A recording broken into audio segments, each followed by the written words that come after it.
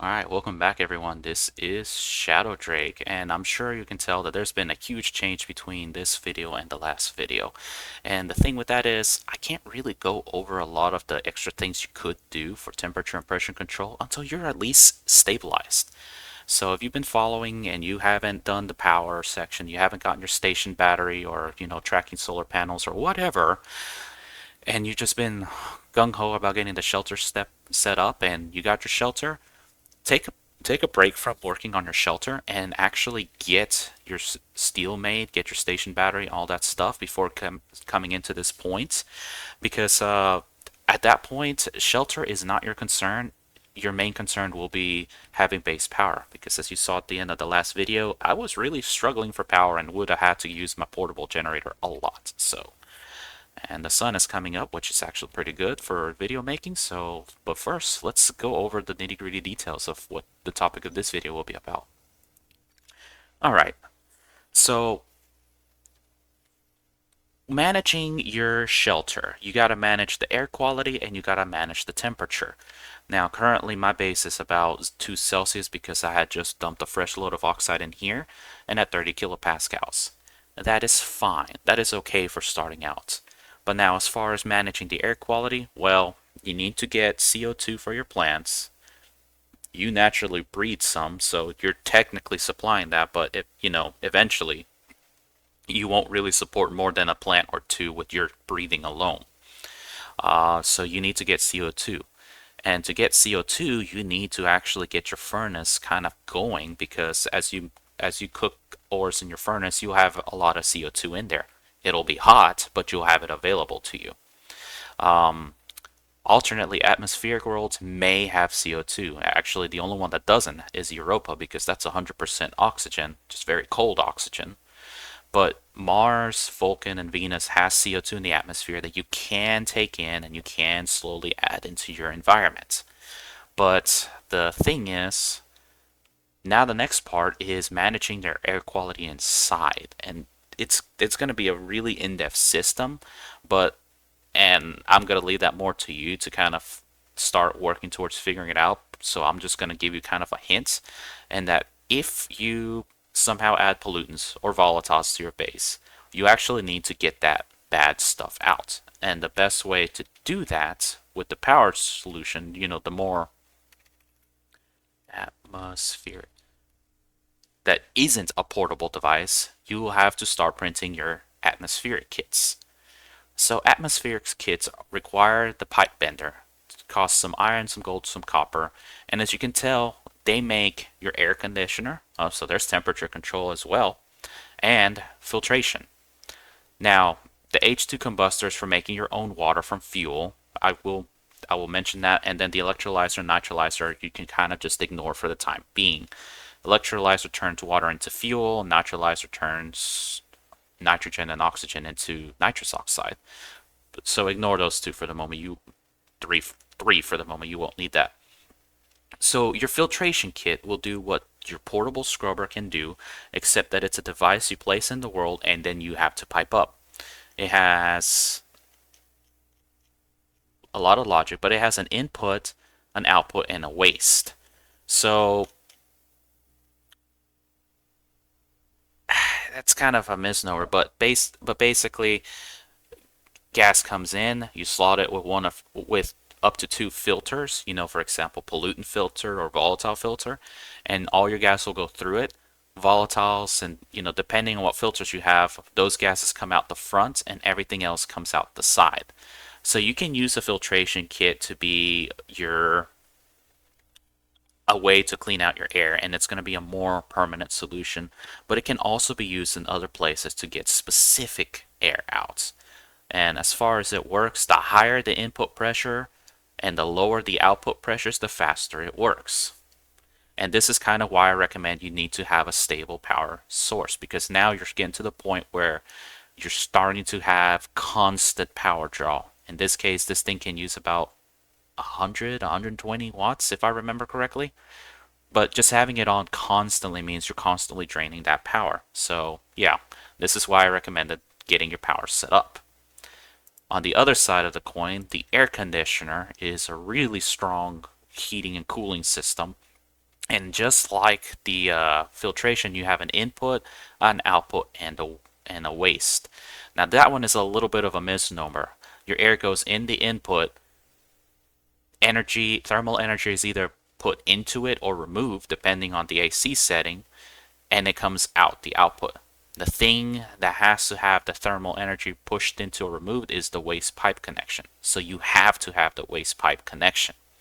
So this is going to be the more permanent, really good to use devices. But I'm sure you might be wondering, well, what about earlier than this? Like, what about if I don't have power set up? And I'll be honest, if you're not really well set up on power, you the other options would be, for example, for temperature control, would be wall heaters and wall coolers. The problem with the wall heaters and the wall coolers is they take 1,010 watts of power. Those atmospheric kits take less than 350 watts of power and do so much more work for your power. So really honestly, wall heaters and wall coolers are an emergency option. Kind of, I don't have the time to really set up the piping and everything. I just want to slap a device on the ground, turn it on, and just, burn power to try to get myself in some state where I can survive. That's kind of what these are for. And they are very good at their job, but I highly recommend that you drop them as soon as you can, because you're burning 1,000 watts of power to only put in 1,000 joules of work done. The atmospheric AC, you put in 330-ish watts of power and can do up to 14,000 joules of thermal energy. It is a huge, huge difference. It's not to say that the wall heaters and wall coolers are bad. It's just that that's what you're looking forward to, as for not going into the atmospheric routes. Uh, Additionally, the wall cooler requires that you have a pipe connected to it. So it functions just like the atmospherics AC, that you need a pipe of gas for it to push the thermal energy into. It isn't a fan that just, cools down the room. Now, it actually grabs thermal energy and puts it into the pipe network, which then comes to the whole point that, well, if you're setting up a wall cooler with a pipe of gas to do cooling, at that point you might as well just set up the atmospherics AC, because it's almost the same setup as far as getting it running. The only caveat is the atmospheric AC, just needs a little bit of extra piping. But once again, 1,000 watts of energy consumed to only do 1,000 joules of cooling. And from my understanding, the wall cooler is worse the bigger the temperature differential, just like the AC. So that actually brings me into the next topic: how to dispel all that extra heat energy. Well, how to do that will be to use radiator kits. And pipe radiator kits require steel. Once again, this is why I said that batch of steel that you make when you get your station battery, absolutely helpful, because you're going to be using that steel for pipe radiators, for frames, for your station batteries, for solar panels. It's just absolutely helpful for you to have that big batch of steel. And this is kind of where we're going to get into it. So, and I'm going to show you how to make a passive temperature control system. It's extremely manual, but it is a passive and it doesn't consume power, and it should be something that can help you. But first, let's get with the portables. Now, before you're fully set up with permanent machine and piping, if I were to say just, let's just pollute the air a little bit. So let's grab some Martian air. Oh no, we have some pollutants. You accidentally grab Martian air, or you accidentally, weld it inside. No big deal. Let's go to the last list of portables, which is going to be your portable scrubber and your portable air conditioner. We'll talk about the air conditioner in a little bit. So portable scrubber package. When you unpack it, you get your battery, you get two filters, which is nice, and your portable scrubber. So your portable scrubber, like always, can be moved. It can be bolted down with the portable connector, and you can pipe it up. You just stick your battery in there, get your two filters, and turn it on. And it starts to clean the pollutants in the air. But now, just like anything, air has to move around, so it's going to take a little bit of time for it to clean the air. And typically, I'd usually just grab it and just like, move it around in place. Just kind of like, I don't know, like a maid trying to brush the cobwebs off the side of the base. Whether that helps or not, I don't know. It seems to have, but my base seems to be clean already, which is awesome. The problem with that is to empty it out. If it gets full, you have to take it through your airlock, which is already a hard thing to do. Ugh.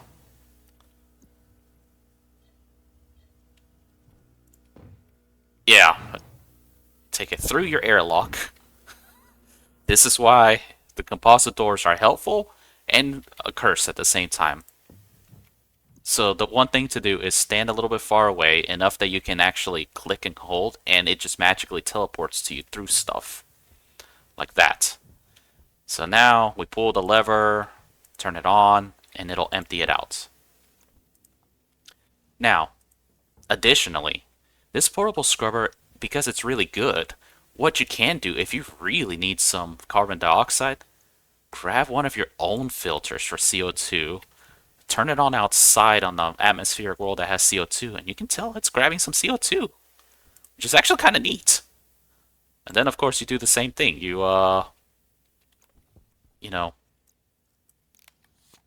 Take it back in. This is actually kind of a pretty, it's not really cheesy, but it's a okay way to get oxygen or nitrogen or carbon dioxide out of the environment and bring it inside. This thing is really good for what it is. It's arguably a little bit better than the atmospheric kit. The problem is, of course, that it's battery powered. It's not a big deal. I'm not gonna dump that out. It's too cold and it will make my base unbreathable. Actually, sad to say, I have not showed how to empty your waste canister or fill your oxygen canister. To fill your oxygen canister, find your oxygen tank, find the little hazard symbols. Now you can do one of two things. You can either hold the oxygen canister, open it up, and then move your oxygen canister to that, and then bring it back. That does it.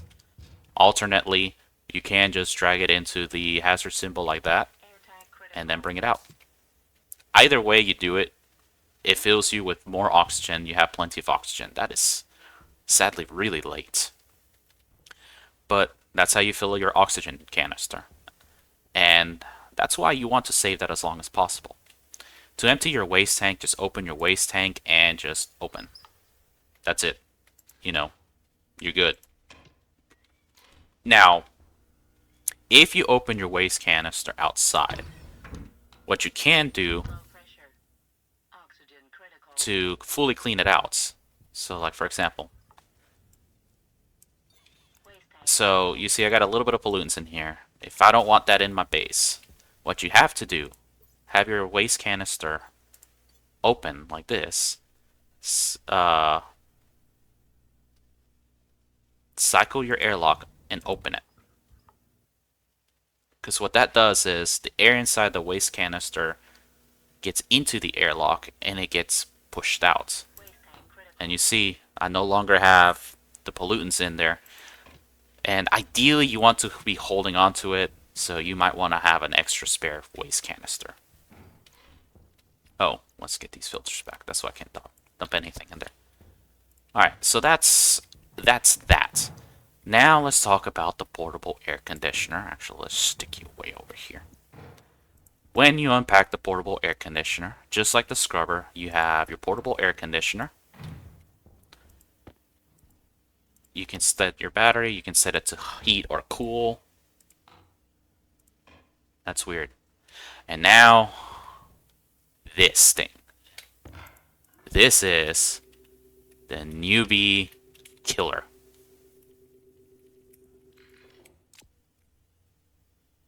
If you did not watch the foundation on unpacking the insulated pipe, this portable AC has an insulated canister. Absolutely do not unpack this until you're ready to use this. And here's why. When you unpack this thing, you have An unassuming little 12-liter coolant canister filled with liquid nitrogen. It's extremely cold, as you can tell, but so you're thinking, it's okay, that's cool. So what's the problem with it? The problem with this thing is when it's not insulated, it's going to be getting thermal energy. You see, it's getting thermal energy, and there is a minute amount of evaporation happening.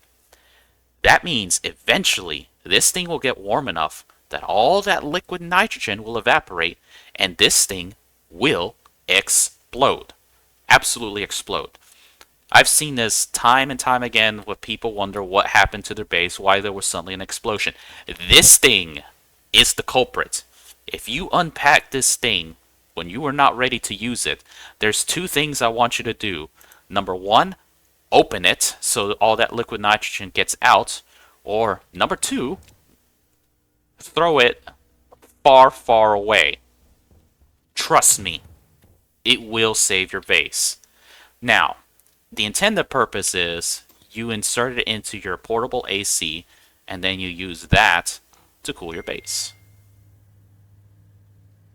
And it'll do a fairly decent job at it, you know, it's just doing pretty decent cooling, but again, temporary solution. I don't think that it'll heat, to be honest. I think it uses battery power to heat, which is kind of bad, so yeah. But once again, if you open this thing, this is a ticking time bomb. It may not be the first day. It may not be the second day. Shoot, it may not even be until 20 days later. But if you store that inside your base, it will explode and take out a good chunk of your base. So my recommendation is you either open it or you chuck this sucker as far away from your base as possible and forget it existed. Trust me, it will save your base. Alright, now that the drama is done, let's talk about a passive cooling system. So, oh man, my base is absolutely messy. So, to make a passive cooling system, you do need some radiators. And that's my electronic sprinter. Radiators need some gold and some steel, so let's get 2 radiators out. I might not have enough gold. Well, 1 radiator will be fine. So with the radiator, and you will need a valve.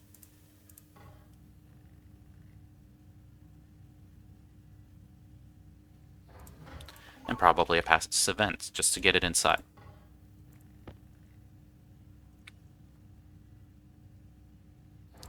Now you can do it one of 2 ways. I'm showing you the way where the base air comes into the pipe network. So we're going to put that vent there, so my base air goes into a pipe network. I'm going to put a valve right... Oh, that's backwards. I hate it when it does that. We're going to put a valve right here, and then we're just going to connect this with pipes outside. And let me grab the other pipes. And go outside.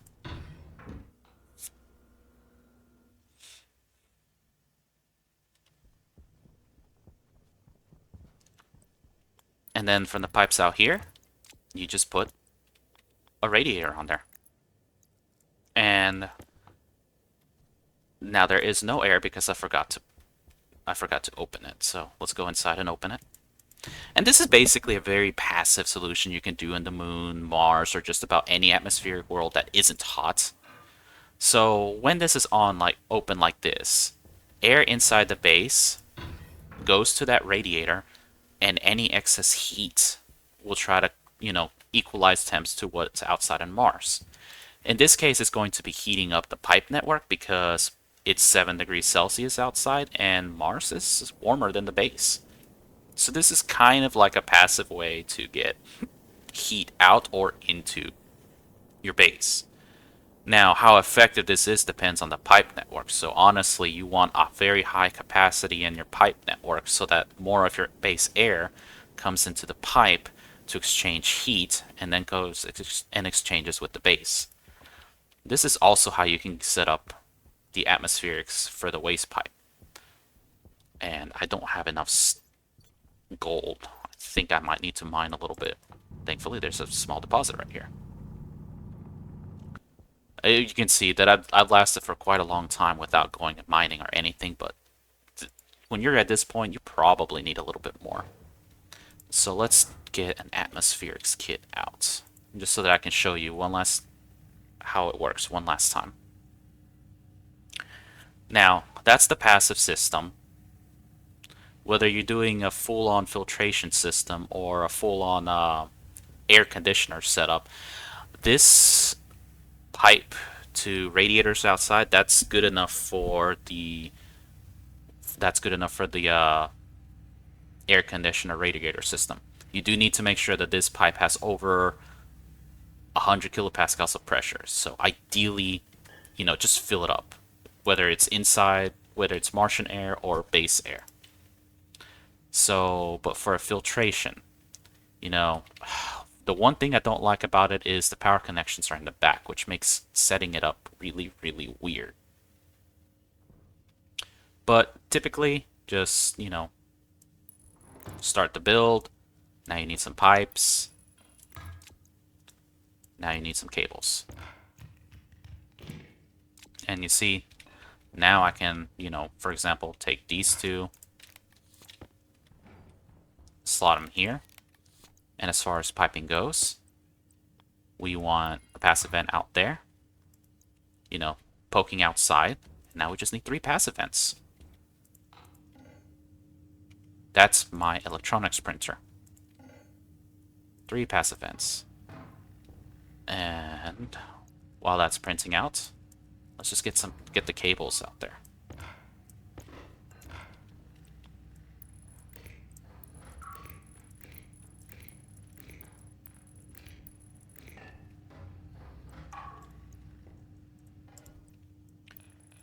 Now, this is the low-tech, not very power solution.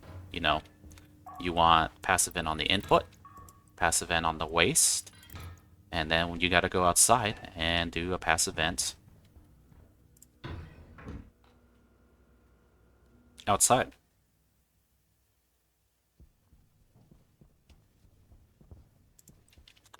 Like so. Now, that's going to be extremely slow, I will mention that, because you're not using any power to pressurize the input. But it can work to kick stuff out. So like, for example, if I melt some volatiles in here, now my vase has volatiles, turn it on like this, and it's going to slowly, very slowly clean out the volatiles in this base. And this passive radiator system right here can help to cool down my base. In the off chance that I completely forget that I had volatiles in my base and, use a printer to set my base on fire. Like that. Panic. Ooh, that's a lot of fire. Ooh, that's very hot. Anyways.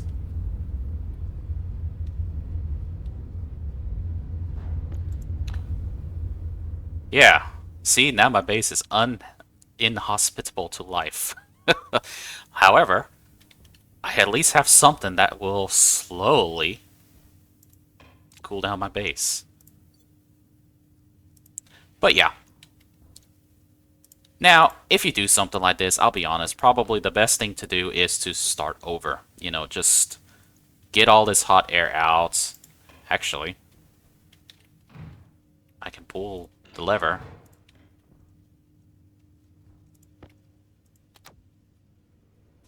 And get some of that cold CO2 out here. Yeah. See, there's many different ways to skin this. Like, I could get more cold CO2, this could filter it out, and this will very slowly cool down my base. Honestly, I could probably add a little bit more pipe volume, and that'll be better.